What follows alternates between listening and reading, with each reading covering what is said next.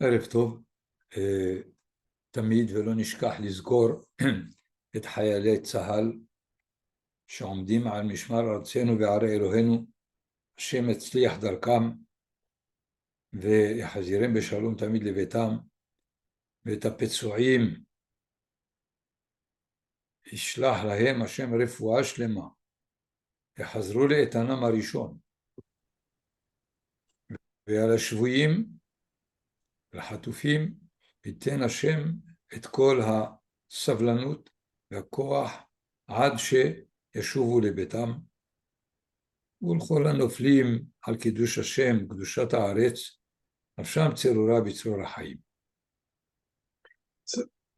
סליחה הרב, אפשר להוסיף לעילוי נשמת רחל בת אסתר? והלימוד יהיה למנוחת נפש רחל בת אסתר. ואריה בן שלמה. ולנפש אריה בן שלמה. נפשם צרורה בצרור החיים. תודה רבה.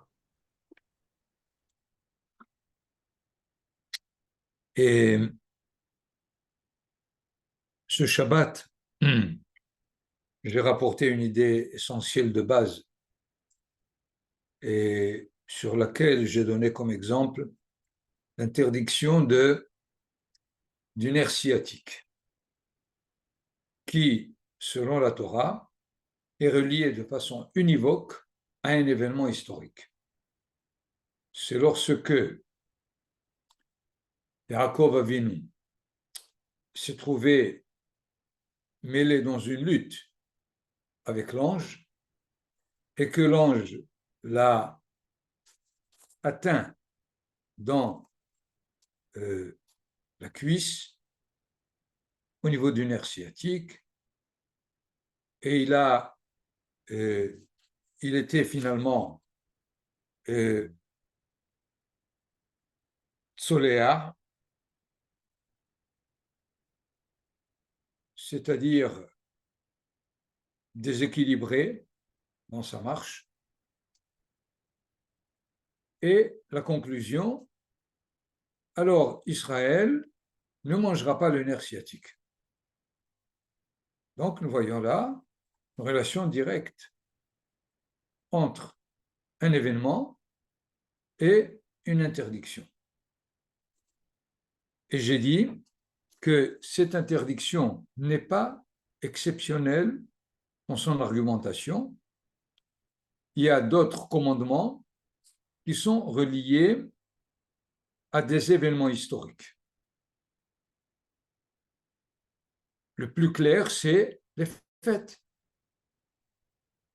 J'ai dit à plusieurs reprises que nous n'avons pas de fête dont la cause est une vertu morale. On n'a pas la fête de la générosité, de l'humilité, de la patience, etc., etc. Ça n'existe pas. Donc, les fêtes sont un cas clair et net. Ce n'est pas les seuls. Nous avons la circoncision, qui est reliée à quoi? À l'alliance qui a été faite avec Abraham Avinu. Ce n'est pas une mitzvah hygiénique et à laquelle on trouve des tas de raisons que ceux qui sont circoncis sont protégés contre le cancer de l'organe génital, etc., etc., des ch'touillots, finalement. Nous avons aussi le Midrash qui établit l'interdiction du tissage de la laine et le lin par l'événement du meurtre de Caïn sur Hével. Comment on le relit? Rapidement. Avant le meurtre, Caïn a rapporté une offrande, aussi bien que Hével. Et le Midrash nous dit que Caïn a rapporté comme offrande des graines de lin et Hével a rapporté de son troupeau, donc de la laine aussi de mouton. Et donc finalement, nous voyons que l'un a rapporté du lin, l'autre de la laine, et ça aboutit à un meurtre. Et de là, conclusion, interdit de mélanger le lin et la laine.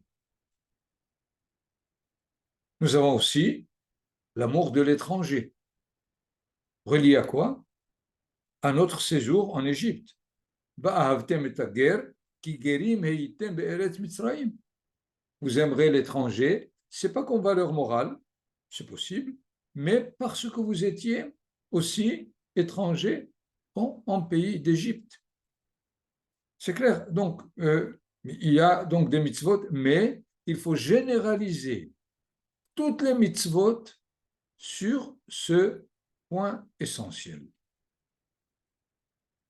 Faire une mitzvah, il faut la comprendre comme un commandement au niveau national, au niveau identité et au niveau de l'unité des mitzvot. C'est-à-dire, Akadosh Baruch Hu ne s'adresse pas à l'individu pour faire des mitzvot. Nulle part. Il s'adresse d'Aber el Bene Israël. Donc il s'adresse d'abord au peuple. Étant donné que j'appartiens au peuple et de la manière dont je me rapporte à ce peuple, je suis candidat à la réalisation de cette mitzvah. Et par ailleurs, il ne faut pas comprendre les mitzvot comme des actes éparses, dispersés. Il y a le Shabbat, il y a la Kashrut, il y a le Tefillin, il y a le Tzitzit, ainsi de suite, une sorte de suite de mitzvot, chacun dans son domaine. Il faut les comprendre comme formant une unité. Ce n'est pas facile, mais il faut bien avoir en tête, lorsqu'on fait la mitzvah, cet élément essentiel. Dans ce cas-là, prendre comme deuxième remarque, l'acte de la mitzvah n'est pas une action vertueuse ou religieuse ou folklorique ou symbolique. C'est un acte qui se rattache à l'identité nationale dans son évolution historique. Troisième remarque, il faut savoir le rattacher, il faut savoir rattacher la mitzvah positive comme la mitzvah négative, il faut savoir la rattacher comme la Torah nous l'indique. Et pas comme on essaie de lui appliquer des raisons qui a priori ne sont pas du tout directement claires du point de vue de la Torah. Un exemple. On ne mange pas la matzah le soir de Pessah en souvenir de nos ancêtres qui ont mangé la matzah à la sortie d'Égypte, ou parce qu'ils n'avaient pas le temps de faire lever la pâte. C'est ce qu'on apprend au jardin d'enfants. Mais un adulte qui le comprend comme ça, c'est infantile. Donc, après ces remarques, je voudrais revenir maintenant au cas du nerf sciatique. Essayons d'abord de comprendre quel a été l'événement et pourquoi il y a une interdiction de consommer le nerf sciatique des animaux purs. Rappelons l'événement d'abord. Yaakov est en route vers la terre d'Israël. Et l'ange de Esav, d'Ésaü, l'arrête. Il mène un combat avec lui. Quelle raison? D'une part, il se rend compte que dans cette lutte, il n'arrive pas à vaincre Yaakov. Alors qu'est-ce qu'il a fait? Il attaque le nerf sciatique. De quoi il veut empêcher Yaakov dans sa lutte? Il ne veut pas que Yaakov Avinu, qui va rentrer en Israël, évoluer dans sa mission qu'il a à réaliser sur la terre d'Israël. Quelle est sa mission? C'est de relier le monde matériel au monde spirituel. C'est ce qui était en projet premier. Si vous vous rappelez, à la naissance, Esav était l'homme des champs, Yaakov était l'homme des tentes, et ils devaient faire collaboration, telle que Esav, qui a la spécialité de s'occuper du monde matériel, et reçoit de Yaakov l'orientation, le but dans lequel on s'occupe du monde matériel. De la même façon, Yaakov doit donner à Esav ce dont il a besoin pour réaliser sa mission, et de cette façon, ça va réussir, mais nous savons qu'il y a eu une haine, il y a eu scission. Esav va choisir de s'occuper du monde matériel comme il l'entend, et Yaakov risque d'être touché de cette façon dans la collaboration. D'autant plus qu'il se rend compte qu'il n'arrive pas à transmettre à Esav quel est le but de ce monde-ci. Évidemment, nous savons que ceci, c'est après 20 ans où il a été berger et a fait fructifier les biens matériels de son beau-père. Pourquoi il a attaqué au niveau du nerf sciatique? Parce que le nerf sciatique est proche de la région génitale. C'est-à-dire qu'il l'a atteint dans sa progéniture, dans sa descendance. Il va essayer dans l'histoire de faire à ce que le peuple d'Israël n'arrive pas à réaliser son but. Essayons de voir même au niveau de l'appellation guide anaché. Guide, c'est le nerf. Et vous savez que le nerf, c'est celui qui relie les os aux muscles, c'est-à-dire celui qui permet la possibilité d'un acte complet. Si on touche le nerf, on n'est plus capable de faire une marche normale. Mais nous avons le mot hanaché, guide hanaché. Que veut dire hanaché? On peut avoir deux significations possibles qui finalement se relient, qui nous relient à ce qu'on appelle un retrait de l'essentiel. Vous avez comme exemple Yosef, comment il appelle son premier fils? Ménaché. Pourquoi? Il dit Kinashani Elohim et kol amali et kol bet avi. Parce que Dieu m'a distendu, m'a éloigné et de toute la peine que j'ai eue et de la maison de mon père. Donc, Naché, guide à Naché, pourquoi ils ont donné à ce nerf le mot Naché? Pour dire qu'il y a le contenu de vouloir éloigner quelqu'un d'une certaine mission. Nous avons aussi la racine de guide à Naché à propos de celui qui a une dette envers celui qui lui a fait un prêt.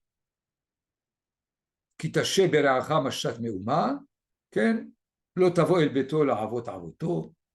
avez dans le livre de Melachim, lorsque la femme de Ovadia, lorsque son mari est mort, elle est venue chez Elisha lui dire que le créancier a pris ses deux enfants en otage parce qu'elle n'avait pas la possibilité de payer tout ce que son mari a pris comme prêt du créancier lui-même. Et dans ce sens, le guide Hanaché, ça veut dire qu'il sera toujours rattaché à une dette qu'on n'arrive pas à payer. Donc, à travers cette interdiction, Israël doit savoir que Esav, le représentant des nations, empêche Israël de payer sa dette envers l'humanité. Et de là, lui faire oublier par l'antisémitisme, l'assimilation et toutes les formes supportées par Israël le long de l'histoire. Voyez donc que, comment l'événement qui était d'atteindre Yaakov au nerf sciatique avait pour but de lui faire une entorse telle que sa marche ne sera pas une marche normale. Quelle est sa marche? Évidemment, ce qu'il doit réussir en terre d'Israël, et il a atteint de telle façon qu'il va être obligé de mal faire, de mal remplir sa mission par tout ce que les Esav et tous les peuples qui se rattachent à lui vont essayer de faire échouer la mission d'Israël. Et de là, nous voyons que comment est-ce que l'interdiction de consommer le guide anaché doit nous mettre constamment en éveil avec l'événement parce qu'il s'agit de notre histoire elle-même. Je voudrais rapporter, pour un peu mieux éclaircir cet enseignement, il y a un autre midrash qui nous dit que nous savons qu'il y a 248 mitzvot positives, qu'on appelle mitzvot assez, et 365 mitzvot négatives, lot assez. C'est-à-dire mitzvot assez à réaliser et mitzvot lot assez à ne pas transgresser. Et la Gemara nous relie les 365 interdictions aux 365 jours de l'année solaire. Et un autre enseignement qui dit aux 365 nerfs qu'il y a dans le corps humain. Il faudrait poser la question à des médecins ou à des anatomistes. Ils ont fait le décompte du nombre de nerfs, mais c'est ce que les Hachamim ont fait. C'est-à-dire, il y a des interdictions qui sont en parallèle sur les jours solaires et les nerfs du corps humain. Pourquoi? Parce qu'évidemment, les jours solaires indiquent la domination du temps sur l'homme, puisque le soleil règle les saisons, il règle la chaleur, il règle énormément de paramètres dans la vie de l'humanité. Et alors, il faut les 365 interdictions de ne pas les transgresser afin d'échapper à la prise du temps sur l'homme.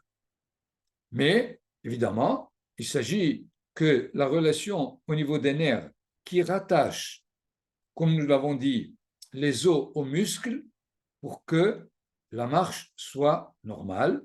Toute interdiction établit une faille dans la démarche de l'individu. Et là, je vous donne le rapport du Zohar qui dit que l'interdiction du nerf sciatique est en parallèle sur le jour de Tisha B'Av. Nous avons dit 365 jours, 365 nerfs. Il faut être kabbaliste pour faire toutes les relations, mais on nous a donné déjà au moins cette relation qui est de lier le jour de Tisha B'Av, c'est-à-dire le jour où le peuple d'Israël a défailli à sa mission par le fait de ne pas rentrer en Israël, puisque les explorateurs sont arrivés la veille de Tisha B'Av, et dans ce cas-là, c'est relié directement au nerf sciatique. voilà pour donner à Martine quelques éclaircissements sur le nerf sciatique. Si vous avez des questions, on תודה רבה prendra רבה. sur la paracha. תודה כן, Martine. תודה רבה. בסדר גמור. ברוך השם. Voilà donc, à propos de cette mitzvah, qui à mon avis, elle est, comment on dit, représentative de toutes les mitzvot. Et il faut être capable de réaliser les mitzvot, encore une fois, pas à cause du niveau moral qu'il donne, c'est sûr, il n'y a aucun doute, il donne un niveau moral, des vertus, mais essentiellement pour établir la relation entre l'individu et la collectivité d'Israël, et afin de réussir ce que toute la nation doit faire pour, dans le cadre de ma façon de réaliser la mitzvah elle-même. Et vous savez d'ailleurs, une différence absolument essentielle entre les mitzvot de la Torah et de toute autre religion. Nous savons que dans toutes les religions, s'il y a des commandements, ils concernent tout citoyen. Alors que les 613 mitzvot, il y a ceux du roi, il y a ceux de la femme, il y a ceux du Kohen, il y a ceux de... c'est-à-dire, il faut toutes toutes les définitions dans une société d'Israël des hommes qui la composent pour que les 613 soient réalisés. Personne ne peut réaliser les 613 d'un bloc. Donc, alors, essayons d'étudier quelques thèmes dans la paracha de Vaïra.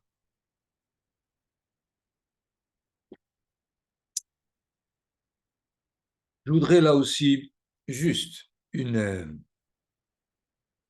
remarque que nous avons déjà faite. On ne l'a pas fait la semaine dernière, mais on avait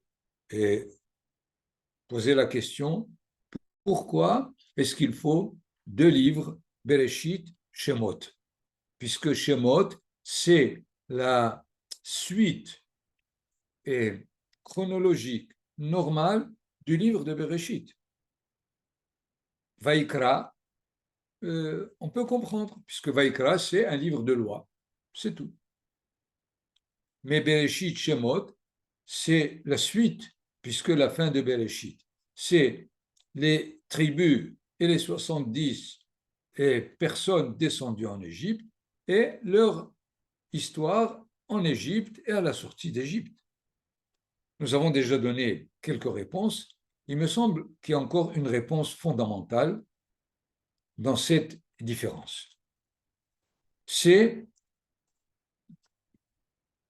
le dévoilement des miracles dévoilés. Nous n'avons pas dans le livre de Bereshit de miracles qui sont à la limite visibles. Ce n'est pas des miracles cachés qui formulent la providence divine que l'on peut voir évidemment dans le livre de Bereshit. Il y a énormément. Vous pouvez prendre comme exemple Yosef qui cherche ses frères et il est allé jusqu'à Shrem, il ne les a pas trouvés. Et voilà qu'il y a en route Haïsh, un homme, les Hachamim disent, c'est l'ange Gabriel, qui lui dit, qu'est-ce que tu cherches? Il y a là donc une providence, mais cachée. Dans le livre de Shemot, on va assister à des miracles, une suite de miracles, pendant les 10 plaies, l'ouverture de la mer Rouge, les 40 ans avec la manne, le puits qui les accompagne. Et on vit dans une atmosphère que de miracles. Comment ça se fait? Pourquoi l'histoire d'Israël jusqu'à la sortie d'Égypte, les patriarches méritaient des miracles. Et pourtant, il n'y en avait pas. Et voilà que, avec l'apparition du peuple d'Israël, nous avons ce dévoilement clair et net de ce qu'on appelle le Nes, le miracle. On a l'habitude, évidemment, d'opposer Nes au Teva, c'est-à-dire le comportement du monde naturel qui, des fois, est dérangé par le miracle, puisque la mer est pleine, elle coule, et tout d'un coup, on dessèche la mer, on ouvre le pour que Israël passe sur la terre ferme. Et ainsi de suite, évidemment. Le miracle est contredit, ou il est antagoniste du comportement de la réalité dans les lois naturelles fixes, sans aucun dérangement ni destruction de leur ordre. Alors, pourquoi a-t-on besoin de miracles? Deuxièmement, pourquoi Davka dans le livre de Shemot?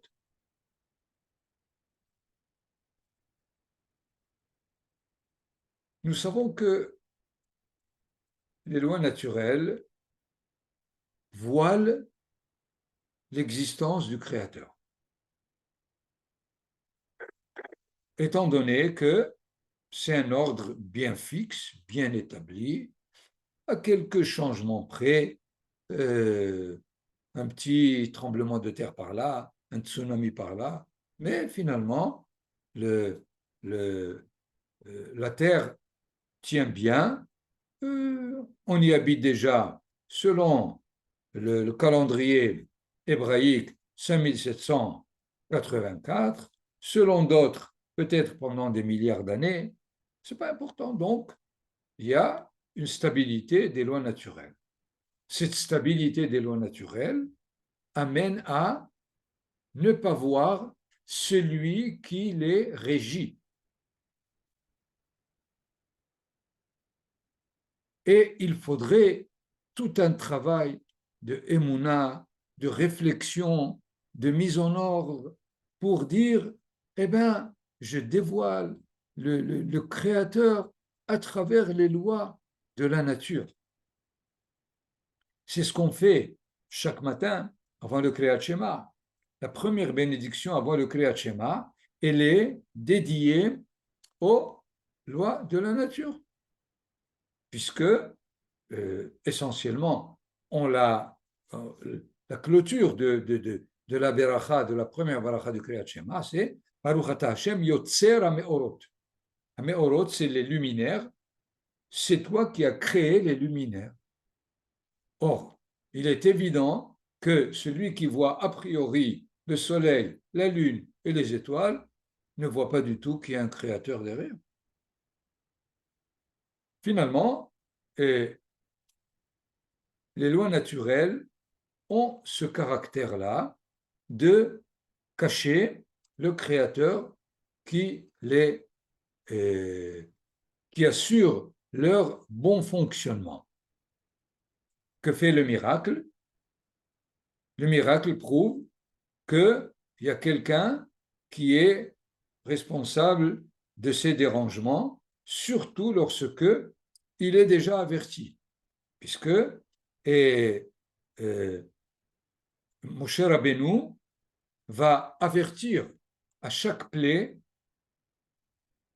le pharaon pour lui dire sous toutes les formes possibles ki en kamoni bechol haaretz, les ma'ateda ki en kadonai Elohenu, toutes les formules pour lui dire il n'y a que l'Éternel, notre Dieu, qui régit les lois de la nature. Si tu n'y crois pas, eh bien on va les transformer, on va les déformer. Et je t'avertis qu'à telle heure il y aura la grêle et qu'à telle heure le lendemain il y aura l'épidémie qui va annuler tout le troupeau des Égyptiens, d'autant plus que tout ceci n'arrivera pas dans la terre de Goshen, là où les Hébreux habitent. Donc, c'est clair. C'est-à-dire, le miracle a pour but d'établir la relation directe avec le Créateur. La nature et ses lois établissent une relation avec le Créateur de façon indirecte. Il est nécessaire de bien voir comment est-ce que la nature est faite pour dire effectivement, c'est pas possible qu'il n'y ait pas quelqu'un derrière.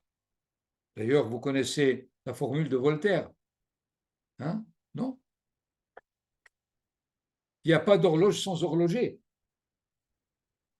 Donc, si le monde travaille bien, donc c'est qu'il y a un horloger qui est là, qui l'a créé. Évidemment, ce n'est pas de cette façon qu'on croit à Kadosh Baruch Hu. Kadosh Baruch Hu n'est pas un horloger, il n'y a aucun doute. Mais même les hérétiques comme Voltaire, ils disent il doit y avoir, c'est pas possible.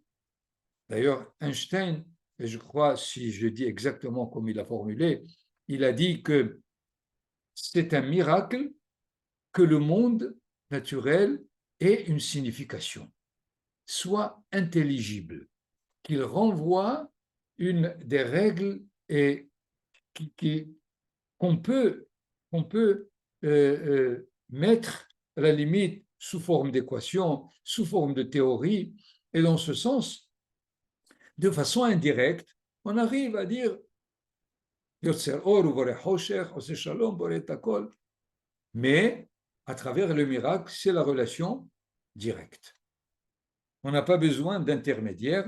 C'est dans ce sens où beaucoup de penseurs non juifs, et même des fois des penseurs juifs, n'acceptent pas le miracle. Parce que ce n'est pas possible de donner au Créateur le fait qu'à un certain moment, il est obligé de désordonner le monde qu'il a ordonné, c'est qu'il il regrette que ça soit comme ceci. Il faut donc, c'est pas un créateur et dans l'absolu qui ne il n'est pas possible de permettre un changement d'avis au niveau de la créature pour justifier le miracle.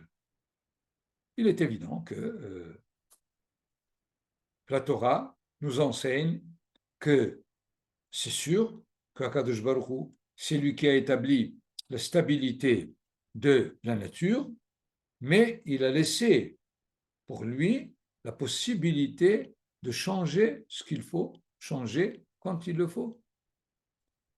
Vous savez que, par exemple, Maïmonide, il avait une difficulté en face de rabbins qui ne pouvaient pas comprendre la réalité du miracle, au point où il a sorti un midrash, qui est vrai d'ailleurs, pour dire que Akadosh Baruch Hu, pendant les 6 jours de la création, il a déjà établi le programme de toute l'histoire, que lorsque Israël va passer devant la mer Rouge va s'ouvrir.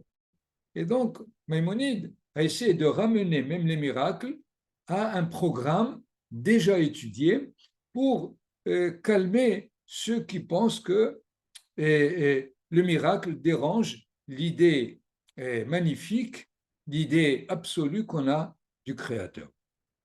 Mais voilà que la Torah rapporte, dans le livre de Shemot, comme on l'a dit, et le phénomène du miracle qu'on n'a pas rencontré dans le livre de Bereshit. Pourquoi? Parce qu'il y a un peuple qui monte.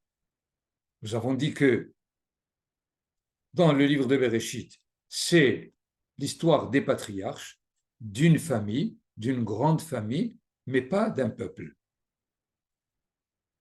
Le livre de Shemot, c'est la création du peuple qui va immédiatement se mettre en route dans l'histoire, et Hakadosh Baruch Hu lui dit je suis avec toi de façon directe. C'est-à-dire, il y aura des miracles s'il le faut.